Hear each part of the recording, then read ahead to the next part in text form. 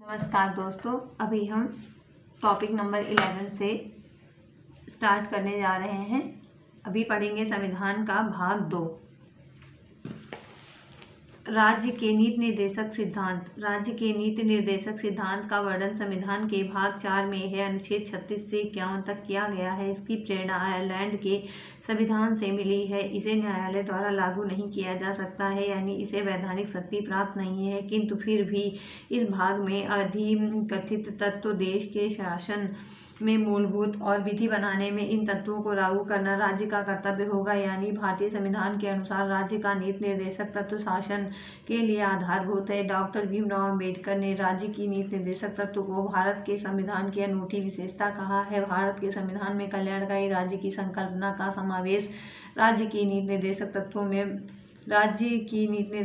में किया गया है। कल्याणकारी राज्य का उद्देश्य सामाजिक और आर्थिक प्रजातंत्र की स्थापना करना होता है, यानी सामाजिक और आर्थिक प्रजातंत्र की स्थापना के उद्देश्य से ही संविधान में नीति निर्देशक तत्वों को शामिल किया गया है। भारत सरकार अधिनियम 1935 में अंतर्निविष्ट अनुदेश प्रपत्र को भारतीय संविधान में राज्य के नीति निर्देशक तत्वों के रूप में समाविष्ट किया गया है। यह प्रपत्र 1935 ईस्वी के अधिनियम के तहत ब्रिटिश सरकार द्वारा भारत के गवर्नर जनरल और प्रांतों के गवर्नरों को जारी किया जाता है। राज्य के नीति निर्देशक सिद्धांत निम्न है। अनुच्छेद 38 राज्य लोक कल्याणकारी राज्य की अभिवृद्धि के लिए सामाजिक व्यवस्था बनाएगा, जिससे नागरिक को सामाजिक, आर्थिक और राजनीतिक न्याय मिलेगा। अनुच्छेद 39 इसमें आर्थिक न्याय प्राप्त करने के सिद्धांत का उल्लेख है। अनुच्छेद 39 पुरुष और स्त्री नागरिकों को जीविका को पर्याप्त साधन प्राप्त करने का अधिकार है। जीविका के पर्याप्त साधन प्राप्त करने का अधिकार है। अनुच्छेद 39 में पुरुष और स्त्री सभी नागरिकों को जीविका के पर्याप्त साधन प्राप्त करने का अधिकार हो। अनुच्छेद 39 समुदाय की भौतिक संपदा का स्वामित्व और नियंत्रण इस प्रकार बटा हो जिससे सामूहिक हितों का सर्वोत्तम साधन बन सके। इस खंड के अधीन उद्देश्यों की पूर्ति करने के लिए राज्य उत्पादन के साधनों का राष्ट्रीयकरण कर सकता है। अनुच्छेद 39 आर्थिक व्यवस्था इस प्रकार चले जिससे धन और उत्पादन के साधन का सर्वसाधारण के हित के लिए केंद्रण न हो, यानी धन का समान वितरण हो। अनुच्छेद 39 पुरुषों और स्त्रियों दोनों के लिए समान कार्य के लिए समान वेतन हो। अनुच्छेद 39 अड़ा कर्मकारों के स्वास्थ्य और शक्ति का तथा बालकों के सुकुमार अवस्थन का दुरुपयोग न हो। आर्थिक आवश्यकता से विवश होकर नागरिकों को ऐसे रोजगार में न जाना पड़े जो उनकी आयु या शक्ति के अनुकूल न हो। अनुच्छेद 39 बालकों को स्वतंत्र और गरिमामय वातावरण में स्वस्थ विकास के अवसर और सुविधाएं दी जाएं और बालकों व अल्पवय व्यक्तियों को शोषण से तथा नैतिक व आर्थिक परित्याग से रक्षा की जाए। खंड 42वें संविधान संशोधन द्वारा जोड़ा गया है। अनुच्छेद 40 ग्राम पंचायतों का संगठन। अनुच्छेद 41 कुछ दशाओं में काम, शिक्षा और लोक सहायता पाने का अधिकार। 15 अगस्त 1995 से प्रभाव में आया राष्ट्रीय सामाजिक कार्यक्रम भारतीय संविधान के अनुच्छेद 41 के प्रावधानों की पूर्ति करता है। इसका उद्देश्य गरीबों को सामाजिक सहायता उपलब्ध कराना। वर्तमान में इसमें 5 योजनाएं शामिल हैं। इंदिरा गांधी राष्ट्रीय इसमें 5 योजनाएं शामिल हैं, जिसमें प्रथम है इंदिरा गांधी राष्ट्रीय वृद्धा पेंशन योजना। नंबर 2 इंदिरा गांधी राष्ट्रीय विधवा पेंशन योजना, इंदिरा गांधी राष्ट्रीय विकलांगता पेंशन योजना और नंबर 4 राष्ट्रीय परिवार लाभ योजना और नंबर 5 है अन्नपूर्णा योजना है। अनुच्छेद 42 काम की न्याय संगत मनोचित दशाओं तथा प्रसूति सहायता का उपबंध है। अनुच्छेद 43 कर्मकारों के लिए निर्वाचन, मजदूरी और कुटीर उद्योग को प्रोत्साहन देना है। कुटीर उद्योगों को प्रोत्साहन देना, कर्मकारों के लिए निर्वाचन, मजदूरी और कुटीर उद्योगों को प्रोत्साहन देना है। अनुच्छेद 44 नागरिकों के लिए एक समान सिविल संहिता है। अनुच्छेद 46 अनुसूचित जातियों, अनुसूचित जनजातियों और अन्य दुर्बल वर्गों की शिक्षा और अर्थ संबंधी हितों की वृद्धि करना है। अनुच्छेद 47 पोषाहार स्तर, जीवन स्तर को ऊंचा करने तथा लोक स्वास्थ्य का सुधार करने का राज्य का कर्तव्य है। अनुच्छेद 48 कृषि एवं पशुपालन का संगठन है। अनुच्छेद 48 पर्यावरण का संरक्षण तथा संवर्धन और वन्य जीवों की रक्षा करना है। अनुच्छेद 39 राष्ट्रीय महत्व के स्मारकों, स्थानों और वस्तुओं का संरक्षण करना है। अनुच्छेद 50 कार्यपालिका और न्यायपालिका का पृथक्करण करना है। अनुच्छेद 51 अंतर्राष्ट्रीय शांति और सुरक्षा की अभिवृद्धि करना है। उपयुक्त अनुच्छेद के अतिरिक्त कुछ ऐसे अनुच्छेद भी हैं जो राज्य के लिए निर्देशक सिद्धांत के रूप में कार्य करते हैं, जैसे अनुच्छेद 350 का में प्राथमिक स्तर पर मातृभाषा में शिक्षा देना। अनुच्छेद 351 हिंदी को प्रोत्साहन देना है। राज्य का नीति निर्देशक तत्व ऐसा चेक है जो बैंक की सुविधानुसार अदा की जाएगी। यह कथन केटी शाह का है। राज्य का नीति निर्देशक तत्व ऐसा चेक है जो बैंक की सुविधानुसार अदा की जाएगी। यह कथन केटी शाह का है।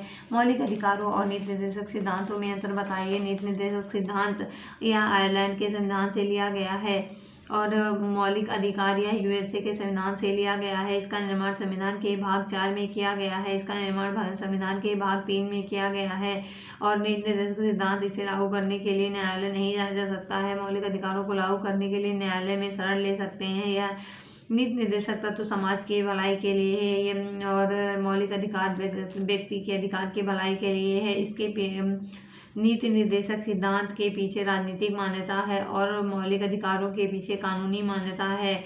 नीति निर्देशक सिद्धांत सरकार के अधिकारों को बढ़ाता है और मौलिक अधिकार या सरकार के महत्व को घटाता है। नीति निर्देशक सिद्धांत या राज्य या सरकार के द्वारा लागू करने के बाद नागरिकों को प्राप्त होता है और मौलिक अधिकार या अधिकार नागरिकों को स्वतः प्राप्त हो जाता है। टॉपिक नंबर 12 पढ़ेंगे। इसमें मौलिक कर्तव्य है। सरदार स्वर्ण सिंह समिति की अनुशंसा पर 42वें संविधान संशोधन 1976 के द्वारा मौलिक कर्तव्यों को संविधान में जोड़ा गया है। इसे रूस के संविधान से लिया गया है। इसे भाग 4 का में अनुच्छेद 51 के तहत रखा गया है। मौलिक कर्तव्य की संख्या 11 है, जो इस प्रकार है। प्रत्येक नागरिक का यह कर्तव्य होगा कि वह संविधान का पालन करे और उनके आदर्शों, संस्थाओं, राष्ट्रध्वज और राष्ट्रगान का आदर करे। स्वतंत्रता के लिए हमारे राष्ट्रीय आंदोलन को प्रेरित करने वाले उच्च आदर्शों को हृदय में संजोए रखे, उनका पालन करें।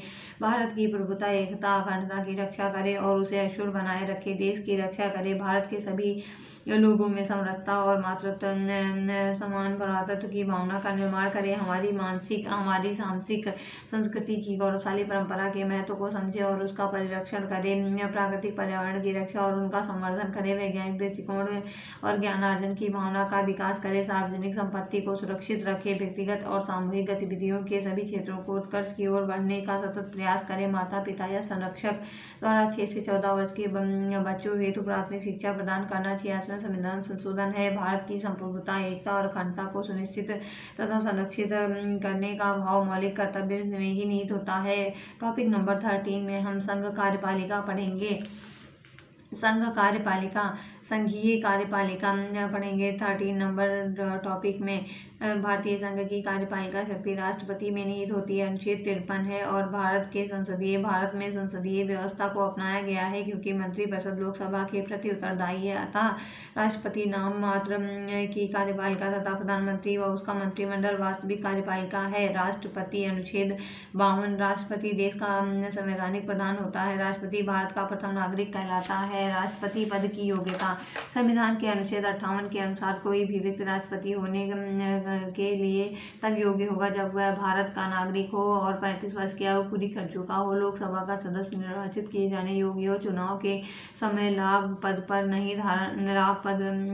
पद नहीं धारण करता हो, यदि व्यक्ति राष्ट्रपति या उपराष्ट्रपति के पद पर हो या अथवा संघ की किसी राज्य मंत्रिपरिषद का सदस्य हो तो वह लाभ का पत्र नहीं माना जाएगा। राष्ट्रपति के निर्वाचन के लिए निर्वाचक मंडल, अनुच्छेद 54, इसमें राज्यसभा, लोकसभा और राज्यों में विधानसभाओं को निर्वाचित सदस्य रहते हैं। नवीनतम व्यवस्था के अनुसार पुदुचेरी विधानसभा तथा दिल्ली की विधानसभा के निर्वाचित सदस्य को भी सम्मिलित किया गया है। राष्ट्रपति पद के उम्मीदवार के लिए निर्वाचक मंडल के 50 सदस्य प्रस्तावक और 50 सदस्य अनुमोदक होते हैं। एक ही व्यक्ति जितनी बार चाहे राष्ट्रपति के पद पर निर्वाचित हो सकता है। राष्ट्रपति का निर्वाचन समानुपातिक प्रतिनिधित्व प्रणाली और एकल संक्रमणीय मत पद्धति के द्वारा होता है।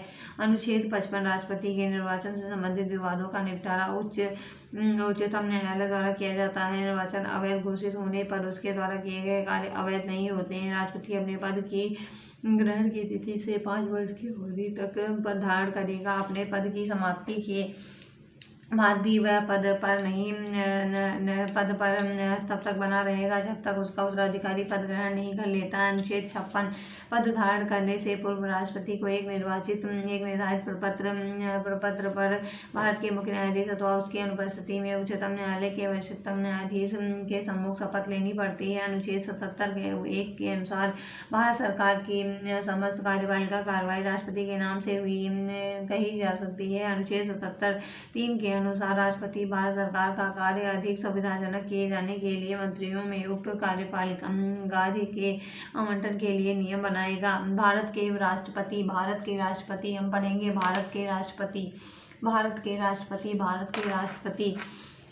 भारत के प्रथम राष्ट्रपति हैं डॉक्टर राजेंद्र प्रसाद। 26 जनवरी 1950 से 13 मई 1962 तक डॉक्टर एस राधाकृष्णन। 13 मई 1962 से 13 मई 1967 तक डॉक्टर जाकिर हुसैन। 13 मई 1967 से 3 मई 1969। वीबी गिरी। 24 अगस्त 1969 से 24 अगस्त 1974 तक। फारुखुद्दीन अली अहमद। 24 अगस्त 1974 से 11 फरवरी 1977 तक। नीलम संजीव रेड्डी। 25/7/1977 से 25/7/1982 तक। ज्ञानी जैल सिंह। 25/7/1982 से 25/7/1987। आर वेंकट रमण। 25/7/1987 से 25/7/1992। डॉक्टर शंकर दयाल शर्मा। 25/7/1992 से 25/7/1997। के आर नारायण। 1997 ईस्वी। 25/7/1997 से 25/7/2002। और डॉक्टर APJ अब्दुल कलाम। 2/7/2002 से 2/7/2007 तक। प्रतिभा देवी सिंह पाटिल। 25/7/2007 से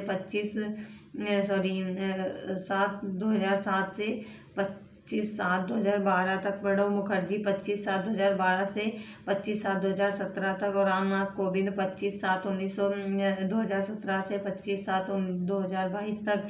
और द्रौपदी मुर्मू 25/7/2022 से अभी तक हैं। स्वतंत्रता के बाद पैदा होने वाले भारत की पहले राष्ट्रपति का जन्म। स्वतंत्रता के बाद पैदा होने वाले भारत की पहली राष्ट्रपति 20 जून 1958 ईस्वी को है। 20 जून 1958 ईस्वी को है।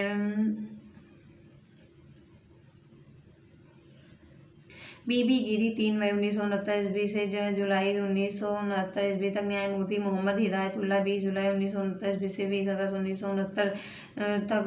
और BD जत्ती। 11 फरवरी 1970 ईस्वी से 25 जुलाई 1970 कार्यवाहक राष्ट्रपति के पद पर बने रहे। राष्ट्रपति निम्न दशाओं में 5 वर्ष से पहले भी त्यागपत्र दे सकता है। राष्ट्रपति को संबोधित अपने त्यागपत्र द्वारा राष्ट्रपति निम्न दशाओं में 5 वर्ष से पहले भी त्यागपत्र दे सकता है। उपराष्ट्रपति को संबोधित अपने त्यागपत्र द्वारा यह त्यागपत्र उपराष्ट्रपति को संबोधित किया जाएगा। इसकी सूचना लोकसभा के अध्यक्ष को देगा। अनुच्छेद 56(2) में महाभियोग द्वारा हटाए जाने पर। अनुच्छेद 61 महाभियोग के लिए केवल एक ही आधार है। अनुच्छेद 61(1) में उल्लेखित है। यह संविधान का अतिक्रमण है। राष्ट्रपति पर महाभियोग अनुच्छेद 61 में लगाया जा सकता है। राष्ट्रपति द्वारा संविधान के प्रावधानों का उल्लेख पर संसद के किसी भी सदन द्वारा उस पर महाभियोग लगाया जा सकता है, परंतु इसके लिए आवश्यक है कि राष्ट्रपति को 14 दिन पहले लिखित सूचना दी जाए, जिस पर उस सदन के 1/4 सदस्यों के हस्ताक्षर हों। संसद के उस सदन जिसमें महाभियोग का प्रस्ताव पेश किया गया के 2/3 सदस्यों द्वारा पारित कर देने पर प्रस्ताव दूसरे सदन में जाएगा। तब दूसरा सदन राष्ट्रपति पर लगाए गए आरोपों की जांच करेगा या कराएगा, या ऐसी जांच में राष्ट्रपति के ऊपर लगाए गए आरोपों को सिद्ध करने वाला प्रस्ताव 2/3 बहुमत से पारित हो जाता है। तब राष्ट्रपति पर महाभियोग की प्रक्रिया पूरी समझी जाएगी और उसी तिथि से राष्ट्रपति को पदत्याग करना होगा। उसी तिथि से राष्ट्रपति को पदत्याग करना होता है। राष्ट्रपति की रिक्ति को 6 महीने के अंदर भरना होता है। जब राष्ट्रपति पद की रिक्ति पदावधि 5 वर्ष की समाप्ति से हुई है तो निर्वाचन पदावधि की समाप्ति से पहले ही कर लिया जाएगा। अनुच्छेद 62(1) किंतु यदि उसे पूरा करने में कोई विलम्ब हो जाता है तो राज्य अंतराल न होने पाए, इसलिए यह उपबंध है कि राष्ट्रपति अपने पद की अवधि समाप्त हो जाने पर भी तब तक पद पर बना रहेगा जब तक उसका उत्तराधिकारी नहीं कर लेता है। अनुच्छेद 56(1) ऐसी दशा में उपराष्ट्रपति राष्ट्रपति के रूप में कार्य नहीं करेगा। अन्य आकस्मिकताओं में राष्ट्रपति के कृत्यों का निर्वहन अनुच्छेद 70 है। जब राष्ट्रपति और उपराष्ट्रपति दोनों का पद रिक्त हो तो ऐसी आकस्मिकताओं में अनुच्छेद 70 राष्ट्रपति के कृत्यों का निर्वहन का उपबंध करता है। इसके अनुसार संसद जैसा उचित समझे वैसा उपबंध कर सकती है। इसी उद्देश्य से संसद ने राष्ट्रपति उत्तराधिकार अधिनियम 1969 ईस्वी पारित किया, जो यह उपबंधित करता है कि उपराष्ट्रपति भी किसी कारणवश उपलब्ध नहीं है जो उच्चतम न्यायालय का मुख्य न्यायाधीश या उसके नहीं रहने पर न्यायालय का वरिष्ठतम न्यायाधीश जो उस समय उपलब्ध हो राष्ट्रपति के कृत्यों को संपादित करेगा। राष्ट्रपति के वेतन एवं भत्ते बताइए। राष्ट्रपति का मासिक वेतन 5 लाख रुपए है। राष्ट्रपति का मासिक वेतन 5 लाख रुपए है। इसके अलावा उन्हें आजीवन फ्री मेडिकल, आवास से इलाज की सुविधा समेत अन्य भत्ते भी मिलते हैं। राष्ट्रपति का वेतन आयकर से मुक्त होता है। भारत के राष्ट्रपति और उनकी पत्नी दुनिया भर में यात्रा कर सकते हैं। राष्ट्रपति के पास 5 लोगों का सेक्रेटरियल स्टाफ होता है। राष्ट्रपति के कार्यकाल के दौरान उनके वेतन और भत्ते किसी भी प्रकार की कमी नहीं की जा सकती। राष्ट्रपति को अवकाश ग्रहण करने के बाद पेंशन के रूप में 1.5 लाख रुपए प्रति माह मिलता है और साथ ही स्टाफ पर खर्च करने के लिए 60,000 रुपये महीने अलग से दिया जाता है। राष्ट्रपति के अधिकार और कर्तव्य। नियुक्ति का संबंधी अधिकार है। राष्ट्रपति नियुक्ति कर सकता है। भारत के प्रधानमंत्री की नियुक्ति, प्रधानमंत्री की सलाह पर मंत्रिपरिषद के अन्य सदस्यों की नियुक्ति, सर्वोच्च न्यायालय और उच्च न्यायालय के न्यायाधीशों की नियुक्ति और भारत नियंत्रक एवं महालेखा परीक्षक की नियुक्ति, राज्यों के राज्यपाल की नियुक्ति, मुख्य चुनाव आयुक्त और अन्य चुनाव आयुक्त, भारत के महान्यायवादी, राज्यों के मध्य समन्वय के लिए अंतर्राज्यीय परिषद के सदस्य, संघीय लोक सेवा आयोग के अध्यक्ष और अन्य सदस्यों, संघीय क्षेत्रों के मुख्य आयुक्तों, वित्त के सदस्यों, भाषा आयोग के सदस्यों, पिछड़ा वर्ग आयोग के सदस्यों, अल्पसंख्यक आयोग के सदस्यों, भारत के राजदूतों तथा अन्य राजनयिकों, अनुसूचित क्षेत्रों के प्रशासन के संबंध में रिपोर्ट देने वाले आयोग के संबंधों आदि विधायी शक्तियाँ होती हैं। राष्ट्रपति संसद का अभिन्न अंग होता है। इसे निम्न विधायी शक्तियाँ प्राप्त होती हैं। संसद के सत्रों को आहूत करने में, सत्रावसान करने और लोकसभा भंग करने संबंधी अधिकार हैं। सदनों में अतिक्रमण करने की शक्ति है। लोकसभा के लिए प्रत्येक साधारण निर्वाचन के पश्चात प्रथम सत्र के प्रारंभ और प्रत्येक वर्ष के प्रारंभ सत्र के आरंभ में सम्मिलित रूप से संसद में अभिभाषण करने की शक्ति। संसद द्वारा पारित विधेयक राष्ट्रपति के अनुमोदन के बाद ही कानून बनता है। संसद में निम्न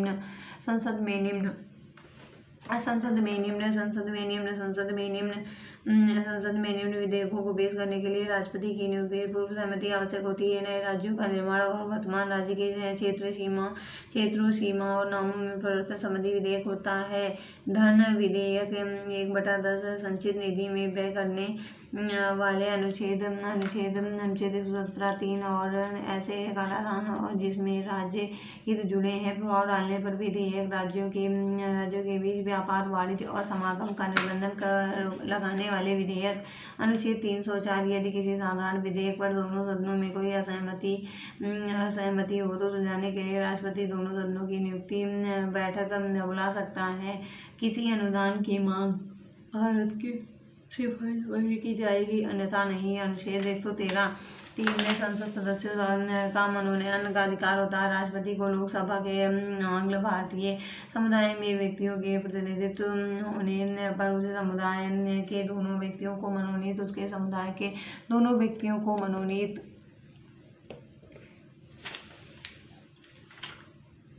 दो व्यक्तियों को मनोनीत करने की शक्ति संविधान के अनुच्छेद 331 के तहत प्रदान की गई है, जिसे 104वें संविधान संशोधन अधिनियम द्वारा समाप्त कर दिया गया है। इसी प्रकार वह कला, साहित्य, पत्रकारिता, विज्ञान, सामाजिक कार्यों में पर्याप्त अनुभव और दक्षता रखने वाले 12 व्यक्तियों को राज्यसभा में नामजद कर सकता है। अनुच्छेद 8C(3) में अध्यादेश जारी करने की शक्ति होती है। संसद के स्थगन के समय अनुच्छेद 123 के तहत अध्यादेश जारी कर सकता है, जिसका प्रभाव संसद के अधिनियम के समान होता है। इसका प्रभाव संसद सत्र के शुरू होने में के 6 सप्ताह तक रहता है, परंतु राष्ट्रपति राज्य सूची के विषयों पर अध्यादेश जारी नहीं कर सकता है। और जब राज्य सूची के विषयों पर अध्यादेश नहीं जारी कर सकता है, तब जब दोनों सदन सत्र में होते हैं, तब राष्ट्रपति को यह शक्ति नहीं होती है। सैनिक शक्ति होती है। सैन्य बलों की सर्वोच्च शक्ति राष्ट्रपति में सन्निहित है, किंतु इसका प्रयोग विधि द्वारा नियमित होता है। राजनीतिक शक्ति दूसरे देशों के साथ कोई भी समझौता या संधि राष्ट्रपति के नाम से की जाती है। राष्ट्रपति विदेशों के लिए भारतीय राजदूतों की नियुक्ति करता है एवं भारत के विदेश राजदूतों की नियुक्ति का अनुमोदन करता है। क्षमादान की शक्ति भारतीय संविधान के अनुच्छेद 72 के अंतर्गत राष्ट्रपति को किसी अपराध के लिए दोषी ठहराए गए किसी व्यक्ति को दंड को क्षमा करने और उसके प्रतिलंबन, परिहार और लघुकरण की शक्ति प्राप्त है। क्षमा को दंड और बंदीकरण दोनों हटा दिया जाता है तथा दोषी को पुनः मुक्त कर दिया जाता है। लघुकरण में दंड के स्वरूप को बदलकर कम कर दिया जाता है, जैसे मृत्यु दंड का लघुकरण, कठोर या साधारण कारावास में परिवर्तित करना। परिहार में दंड उनकी प्रकृति में परिवर्तन के बिना उसकी अवधि कम कर दी जाती है, जैसे 2 वर्ष के कठोर कारावास को 1 वर्ष के कठोर कारावास में परिहार करना। प्रतिलंबन में किसी भी दंड पर विशेष अधिकार, मृत्यु दंड, रोक लगाना ताकि दोषी व्यक्ति क्षमा याचना कर सके। विराम में किसी दोषी को सजा को विशेष स्थिति को कम कर दिया जाता है, जैसे गर्भवती स्त्री की सजा को कम कर देना। जब क्षमादान की पूर्व याचिका राष्ट्रपति को रद्द कर दी जाए हो तो दूसरी याचिका दायर नहीं की जा सकती है। राष्ट्रपति की आपातकालीन शक्तियाँ। आपातकाल से संबंधित उपबंध भारतीय संविधान के भाग 18 के अनुच्छेद 352 से 360 के अंतर्गत मिलता है। मंत्रिपरिषद के परामर्श से संबंधित राष्ट्रपति 3 प्रकार के आपात लागू कर सकता है: युद्ध या बाह्य आक्रमण या सशस्त्र विद्रोह के कारण लगाया गया आपात अनुच्छेद 352, राज्यों में संवैधानिक तंत्र के विफल होने से उत्पन्न आपात अनुच्छेद 356 अर्थात राष्ट्रपति शासन, वित्तीय आपात अनुच्छेद 360 न्यूनतम अवधि 2 माह।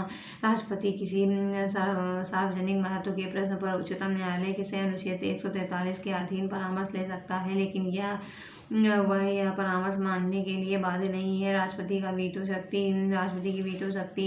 संसद द्वारा पारित कोई विधेयक तभी अधिनियम बनता है जब राष्ट्रपति उसे अपनी सहमति देता है। ऐसा विधेयक राष्ट्रपति की सहमति के लिए प्रस्तुत होता है तो उसके पास 3 विकल्प होते हैं। संविधान के अनुच्छेद 111 के अंतर्गत वह विधेयक अपनी स्वीकृति दे सकता है, अथवा विधेयक पर अपनी स्वीकृति को सुरक्षित रख सकता है, अथवा वह विधेयक को छोड़कर संसद के पुनर्विचार लौटा सकता है। हालांकि यदि संसद इस विधेयक को पुनः बिना किसी संशोधन के संशोधन करके राष्ट्रपति के प्रस्तुत करे तो राष्ट्रपति को अपनी स्वीकृति देनी ही होगी। इस प्रकार राष्ट्रपति के पास संसद द्वारा पारित विधेयकों के संबंध में वीटो शक्ति होती है, अर्थात वह विधेयक को अपनी स्वीकृति देने के लिए सुरक्षित रख सकता है। लैटिन भाषा। वीटो लैटिन शब्द का अर्थ जिसका अर्थ रोकना होता है। वीटो यानी लैटिन शब्द है जिसका अर्थ होता है रोकना। वीटो का अर्थ होता है रोकना। भारत के राष्ट्रपति में 3 प्रकार की वीटो शक्ति निहित होती है। अत्यंतिक वीटो अर्थात विधायिका द्वारा पारित विधेयक पर अपनी राय सुरक्षित रखना। लंबरकारी वीटो जो विधायिका द्वारा साधारण बहुमत द्वारा निरस्त की जा सके। जेबी वीटो या पॉकेट वीटो विधायिका द्वारा पारित विधेयक पर कोई निर्णय नहीं करना। आत्यंतिक वीटो किसे कहते हैं? आत्यंतिक वीटो इसका संबंध राष्ट्रपति की उस शक्ति से है जिसमें संसद द्वारा पारित किसी विधेयक को अपने पास सुरक्षित रखता है। यह विधेयक इस प्रकार समाप्त हो जाता है और अधिनियम नहीं बन पाता है। सामान्यतः यह वीटो 2 मामलों में प्रयोग किया जाता है: गैर सरकारी सदस्यों के विधेयक के संबंध में, अर्थात संसद का सदस्य जो मंत्री न हो द्वारा प्रस्तुत विधेयक। सरकारी विधेयक के संबंध में जब मंत्रिमंडल त्यागपत्र दे दे, जब विधेयक पारित हो गया है तभी राष्ट्रपति की अनुमति मिलना शेष और मंत्रिमंडल राष्ट्रपति के विधेयक को अपनी सहमति न देने की सलाह दे। निलंबनकारी वीटो। राष्ट्रपति इस वीटो का प्रयोग तब करता है जब वह किसी विधेयक को संसद का पुनर्विचार हेतु लौटाता है। हालांकि यदि संसद उस विधेयक को पुनः किसी संशोधन के बिना अथवा संशोधन के साथ पारित कर राष्ट्रपति के पास भेजती है तो उस पर राष्ट्रपति को अपनी स्वीकृति देना बाध्यकारी है। इसका अर्थ है कि राष्ट्रपति के इस वीटो को उस विधेयक के साधारण बहुमत से पुनः पारित कराकर निरस्त किया जा सकता है। राष्ट्रपति विधेयकों के मामले में नंबरकारी वीटो का प्रयोग नहीं कर सकता है। राष्ट्रपति किसी धन विधेयक की स्वीकृति या तो दे सकता है या उसे रोक कर रख सकता है, परंतु उसे संसद का पुनर्विचार के लिए नहीं भेज सकता है। साधारणतः राष्ट्रपति धन विधेयक पर अपनी स्वीकृति उस समय देता है जब वह संसद की पूर्व अनुमति से प्रस्तुत किया जाता है। जेपी वीटो राष्ट्रपति की किसी विधेयक पर अनुमति देने या न देने के निर्णय लेने की सीमा का अभाव होने के कारण राष्ट्रपति जेपी वीटो का उपयोग कर सकता है, क्योंकि अनुच्छेद 111 केवल यह कहता है कि यदि राष्ट्रपति विधेयक लौटाना चाहता है तो विधेयक को उसे प्रस्तुत किए जाने के बाद यथाशीघ्र लौटा देगा। जेपी वीटो शक्ति का प्रयोग का उदाहरण है 1986 ईस्वी में संसद द्वारा पारित भारतीय डाक संशोधन विधेयक, जिस पर तत्कालीन राष्ट्रपति ज्ञानी जैल सिंह ने कोई निर्णय नहीं लिया। 3 वर्ष पश्चात 1979 ईस्वी में अगले राष्ट्रपति और वेंकटरमण ने इस विधेयक को नई राष्ट्रीय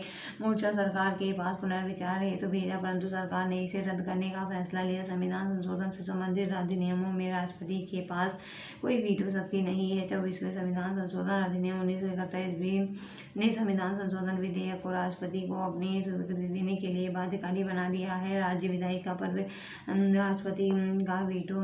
राज्य विधायिकाओं के संबंध में राष्ट्रपति की वीटो शक्तियां हैं। राज्य विधायिका द्वारा पारित कोई भी विधेयक तभी अधिनियम बनता है जब राज्यपाल अथवा राष्ट्रपति उस विधेयक के विचारार्थ लाया गया हो और उस पर स्वीकृति दे देता हो। जब कोई विधेयक राज्य विधायिका द्वारा पारित कर राज्यपाल के विचारार्थ स्वीकृति लाया है तो अनुच्छेद 200 के अंतर्गत उसके पास 4 विकल्प होते हैं। नंबर 1, वह विधेयक पर अपनी स्वीकृति दे सकता। नंबर 2, वह विधेयक पर अपनी स्वीकृति सुरक्षित रख सकता। नंबर 3, वह विधेयक यदि धन विधेयक न हो को राज्य विधायिका को पुनर्विचार के लिए लौटा सकता है। नंबर 4, यह विधायिका को राष्ट्रपति के विचाराधीन आरक्षित कर सकता है।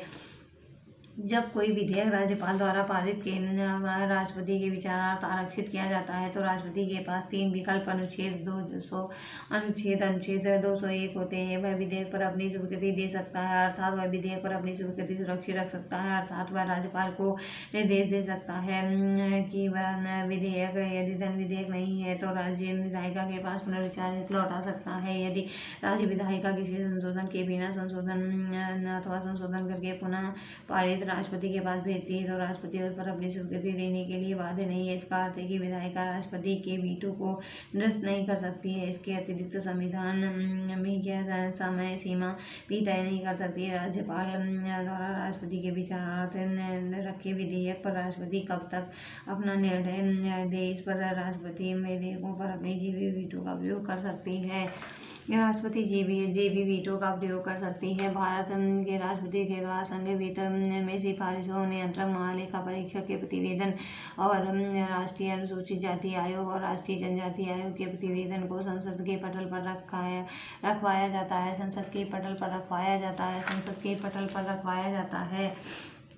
डॉक्टर राजेंद्र प्रसाद भारत के प्रथम राष्ट्रपति थे। वे लगातार 2 बार राष्ट्रपति निर्वाचित हुए। डॉक्टर एस राधाकृष्णन लगातार 2 बार उपराष्ट्रपति और 1 बार राष्ट्रपति बने रहे। केवल बीबी गिरी के निर्वाचन के समय में दूसरे चक्र की मतगणना करनी पड़ी थी। केवल संजीव रेड्डी एक ऐसे राष्ट्रपति हुए जो 1 बार चुनाव में हार गए फिर भी निर्विरोध राष्ट्रपति निर्वाचित हुए। भारत के प्रथम महिला राष्ट्रपति प्रतिभा देवी सिंह पाटिल है। उपराष्ट्रपति अनुच्छेद 63।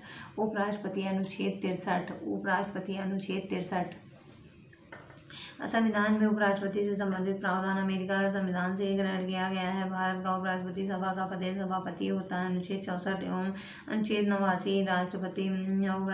उपराष्ट्रपति राज्यसभा का सदस्य नहीं होता है, अतः इसे मतदान का अधिकार नहीं है, किंतु सभापति के रूप में निर्णायक मत देने का अधिकार उसे प्राप्त है। योग्यता: कोई भी व्यक्ति उपराष्ट्रपति निर्वाचित होने के लिए तभी होगा जब वह भारत का नागरिक हो, 35 वर्ष की आयु पूरी कर चुका हो, राज्यसभा का सदस्य निर्वाचित होने की के योग्य हो, निर्वाचन के समय किसी भी प्रकार लाभ के पद पर नहीं हो, वह संसद